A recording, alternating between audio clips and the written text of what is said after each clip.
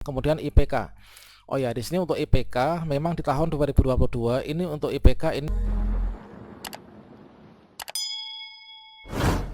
Baiklah sobat-sobatnya, di penghujung pendaftaran P3K Guru 2022 yang nanti akan ditutup di tanggal 13, berikut ini kita akan berbagi sebuah video yaitu terkait tentang resume pendaftaran P3K Guru 2022 yang merupakan bagian dari cara daftar P3K 2022 pada bagian resume pendaftaran P3K Guru 2022.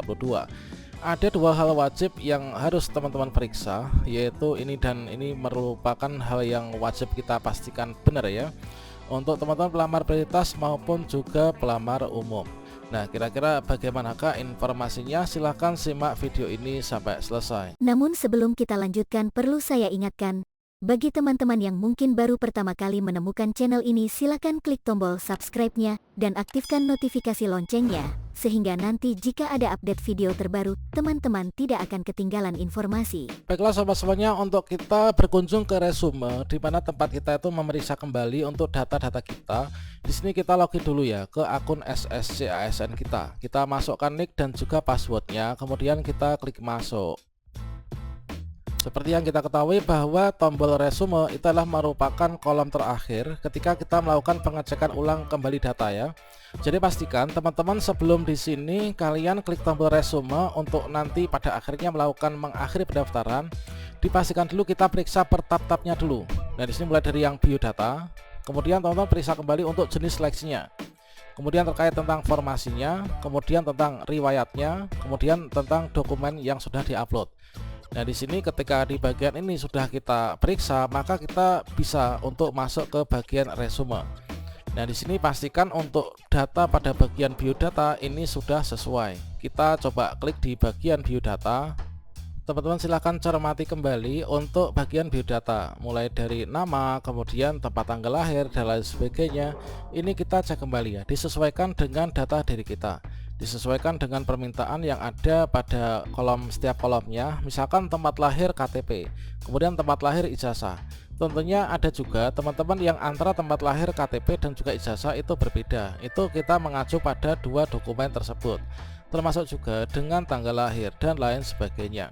Jika teman-teman sudah memastikan bahwa semuanya ini sudah benar, berikutnya kita bisa masuk kepada jenis seleksi. Jadi kita periksa kembali data-data, isian dan juga uploadan dokumen pada setiap tab ini, teman-teman. Selanjutnya di sini kita masuk ke bagian jenis seleksi. Tentunya di sini kita jenis seleksinya P3K Guru, kemudian data-data kita ini sudah dipastikan benar. Kemudian di sini kita pilih pendidikan. Kita pilih pendidikan, selanjutnya kita lanjutkan pendaftaran. Tentunya di sini dengan cara kita itu di checklist dulu ya untuk lanjut mendaftar sebagai prioritas 3 misalkan. Kemudian kita barulah bisa klik selanjutnya. Nah, selanjutnya di sini kita cek kembali satu persatu data yang ada pada bagian formasi. Nah, di sini dari formasi yang kita pilih dari jenis seleksinya, maka di sini kita akan diarahkan untuk menuju pengisian ya, pengisian data melengkapi S1 Pendidikan Agama Islam atau ijazah yang kita miliki. Kita masukkan, pastikan di sini untuk nomor ijazahnya itu sudah benar, kemudian untuk tahun lulusnya, kemudian tanggal ijazahnya, kemudian nama perguruan tingginya. Inilah pada bagian untuk menu pemilihan formasi.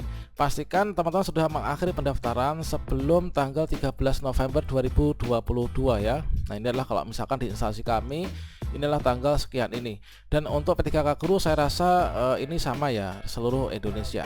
Nah, berikutnya kalau misalkan sudah, di sini kita cek kembali isian bagian riwayat. Di sini kita periksa kembali mulai dari deskripsi diri misalkan. Nah, di sini kalau misalkan masih ada tulisan merah, ini berarti belum diisi. Di sini harus kita isi ya deskripsi diri. Misalkan di sini kita copy dulu dari Microsoft Word sebelumnya yang sudah kita buat tentang deskripsi diri kita. Kemudian kita tinggal pastekan saja. Nah, setelah itu teman-teman cek kembali untuk riwayat pendidikannya ya. Riwayat pendidikan mulai dari SD, SMP, SMA hingga riwayat pendidikan S1 atau ijazah yang saat ini kita gunakan untuk pelamaran dan juga penentuan formasi kita. Kemudian berikutnya di sini kita cek kembali untuk instansi-instansi kita yang awalnya kita gunakan untuk tempat bekerja ya, untuk menambah pekerjaan di pengalaman kerja. kita di sekolah mana, kemudian sebagai guru apa, tentunya di sini kita isi ya untuk tanggal mulai hingga tanggal selesainya. Kemudian di riwayat organisasi. Dari sini kalau misalkan kita memiliki, maka kita bisa menambahkan. Kalau misalkan memang tidak memiliki, ini adalah bisa kita kosongkan karena sifatnya adalah opsional. Dan berikutnya di sini hal yang tak kalah pentingnya dan menentukan untuk kelulusan seleksi administrasi ini adalah yaitu pada bagian dokumen. Kita pastikan dokumen di sini, kita klik di sini ya. Nanti kita cek apakah dokumennya ini sudah benar ataukah belum. Pastikan untuk dokumen yang ada di sini ini sudah terbaca, mulai dari kartu tanda penduduk atau surat keterangan dari Dukcapil. Pastikan di sini yang sangat menentukan untuk seleksi administrasi itu adalah sebenarnya dari data diri kita. Kemudian di sini dari dokumen kita. Jadi ketika teman-teman memilih jenis seleksi kemudian formasi, itu tentunya di sana memerlukan kualifikasi akademik atau ijazah serta mungkin saja serdik yang linear ya. Sehingga yang kita upload ini harus sinkron, harus sama. Misalkan dari KTP, ini yang diupload ini juga KTP kita. Teman-teman kalau misalkan ingin lihat, kalian tinggal klik saja di sini bagian lihat ini, dilihat dulu ya, diperhatikan apakah ini memang benar-benar KTP kita ataukah bukan, atau kita salah upload ataukah tidak. Kemudian untuk ijazahnya, nah ijazahnya ini kita periksa kembali, ijazah kita ini apakah sudah benar ijazah yang sesuai dengan linearitas kita untuk mendaftar formasi yang saat ini kita lamar. Kalau misalkan saya mendaftar sebagai guru agama, otomatis di sini harus ijazahnya itu adalah ijazah S1 PAI kan. Kalau misalkan ijazah lain ini nanti akan terkendala pada bagian seleksi administrasi ketika diumumkan nanti. Kemudian di bagian transkrip nilai. Nah di transkrip nilai di sini teman-teman perlu dicek kembali transkrip nilai ini apakah sama dengan transkrip yang menjadi satu kesatuan dari ijazah yang kita upload, sehingga di sini harus sama ya. Kemudian untuk foto, apakah benar fotonya ini sudah sesuai dengan spesifikasi, yaitu pas foto formal terbaru berlatar belakang merah ya, ini ukurannya sekian ini. Jadi kita periksa setidaknya ada 4 dokumen ini, pastikan benar teman. Yang menentukan seleksi administrasi lolos enggaknya adalah pada bagian ini. Untuk serdik inilah opsional, kalau kita nggak punya kita nggak perlu unggah ya. Kalau teman-teman punya ini bisa ditambahkan ya pada bagian ini. Nah jadi dokumen ini kita pastikan jika semuanya ini sudah selesai, sudah yakin, maka teman-teman bisa klik resume. Nah di sini resume, kalian klik di sini untuk resume. Nah pada bagian resume di sini teman-teman cek satu persatu ya. Untuk mengisi resume menandakan bahwa kita sudah mengeceknya, inilah dengan cara kita checklist. Pastikan semua sudah terchecklist ya. Kita cek untuk jenis seleksinya. Jenis seleksinya apakah ini P3K Kru udah bener atau apa belum, ini kita checklist. Nah ini nama instansinya ini apakah udah benar, kita checklist. Nah kemudian di sini untuk yaitu lokasi observasi, apakah SD kita itu ada di sini. Kalau ini kita nggak perlu checklist ya, otomatis nanti kita itu di guru induk dan sekolah induknya. Kemudian gelar depan ijazah kita, apakah benar kita nggak punya gelar depan, ini kalau nggak ada kita checklist. Kemudian nama sudah sesuai dengan ijazah, apakah nama yang tertera di ijazah adalah yang ini, utamanya nama di ijazah yang S1 ya teman-teman. Nah ini kemudian untuk nick ini sudah include tanggal lahir, tempat lahir dan seterusnya. Kemudian gelar belakang ini kita checklist. Kemudian tempat lahir sesuai dengan ijazah kita checklist kembali.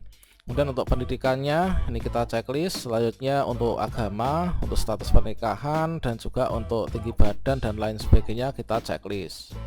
Berikutnya untuk tahun lulusnya apakah sudah benar, kalau sudah kita checklist. Nomor ijazahnya apakah benar yang ini, kita checklist kalau sudah benar.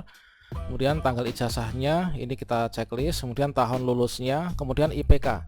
Oh ya, di sini untuk IPK memang di tahun 2022 ini untuk IPK ini nggak ada kolom untuk mengisinya ya. Nah jadi di sini kalau misalkan IPK ini nilainya 0, maka teman-teman bisa diabaikan saja. Toh juga pada buku panduan itu tidak ada IPK, IPK-nya juga 0 ya di buku panduan. Sehingga di sini kalau misalkan kita mengacu di sana, kalau misalkan teman-teman masih menunggu IPK-nya terisi, nanti sampai tanggal 13 masa pendaftaran sudah tutup pun ini nanti nggak akan muncul ya. Jadi sayang sekali. Kemudian jenis sertifikasi ini kan saya nggak punya, berarti saya nggak perlu mengisinya kan.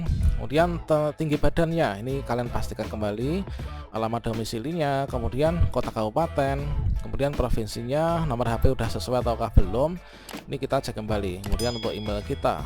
Nah selanjutnya di sini kalau misalkan teman-teman di sini masih ada kesalahan, kalian bisa kembali lagi ya, kembali untuk membenarkannya. Nah termasuk juga di sini kita checklist pada bagian dokumen-dokumen yang kita upload ya. Nah, ini pastikan dilihat dulu untuk dokumennya, jangan sampai nanti ada hal yang keliru ya atau ketinggalan. Termasuk juga share disk, kalau nggak punya ini kita juga perlu checklist ya. Ini untuk memastikan saja bahwa kita nggak punya share disk teman-teman. Jika sudah, maka teman-teman checklist di sini. Kemudian yang menemukan kendala di sini akhiri proses pendaftaran nggak bisa, ini kalian jangan lupa saya setuju. Setelah itu barulah di sini tombol akhiri pendaftaran bisa aktif ya. Oke, demikian salam sukses untuk kita semuanya.